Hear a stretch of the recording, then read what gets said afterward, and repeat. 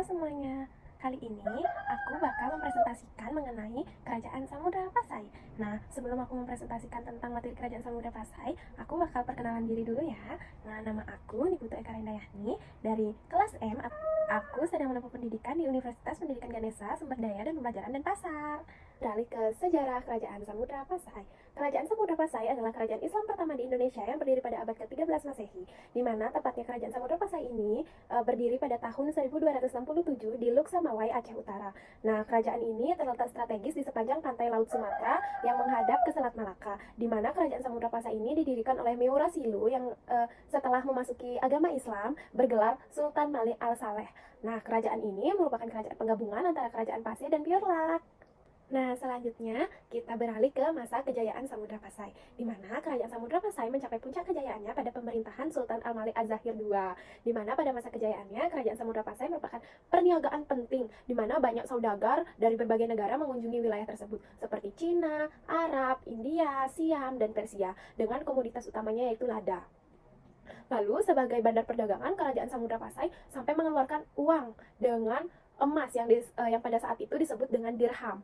Nah, di mana uang tersebut digunakan secara resmi sebagai alat pembayaran pada masa itu. Nah, pada masa kejayaannya, Samudra Pasai juga merupakan pusat perkembangan agama Islam, di mana sebagai tempat berdakwah maupun menyebarkan agama Islam. Nah, tadi kan kita udah belajar mengenai masa kejayaannya. Sekarang kita lanjut ke perkembangan ekonomi. Nah, di mana Samudra Pasai dengan letaknya yang strategis ini, maka ia dapat berkembang sebagai kerajaan maritim pada saat itu dan bandar transito.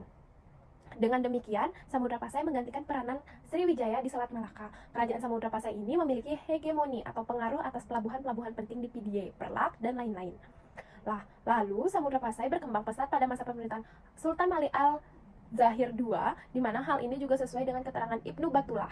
Dan komoditi perdagangan dari Samudra Pasai yang penting adalah lada dan komoditas emas. Banyak sekali emas pada saat itu di Samudra Pasai. Dan untuk kepentingan perdagangan yang sudah dikenal sebagai uang atau yang digunakan sebagai alat tukar yang tadi saya bilang, yaitu dirham atau uang asli yang digunakan sebagai alat pembayaran di Kerajaan Samudra Pasai.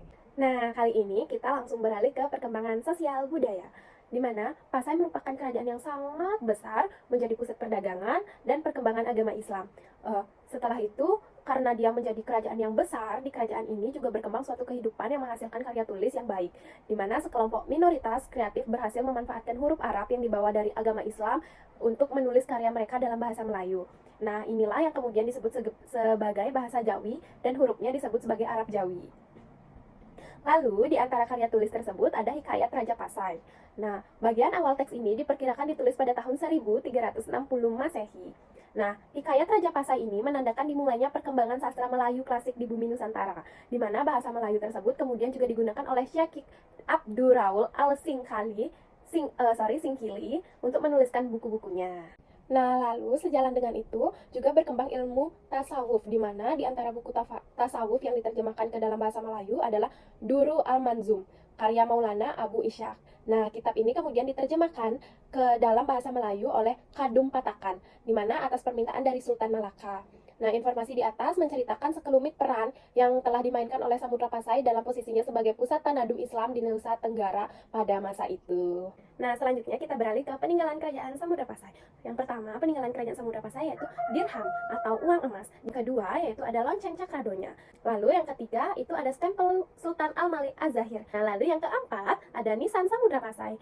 Lalu yang terakhir, ada naskah surat Sultan Zainal Abidin. Nah, yang terakhir yaitu masa keruntuhan kerajaan Samudra Pasai, di mana masa keruntuhan kerajaan Samudra Pasai ini pada tahun 1524 ketika wilayah Samudra Pasai diambil oleh Kesultanan Aceh.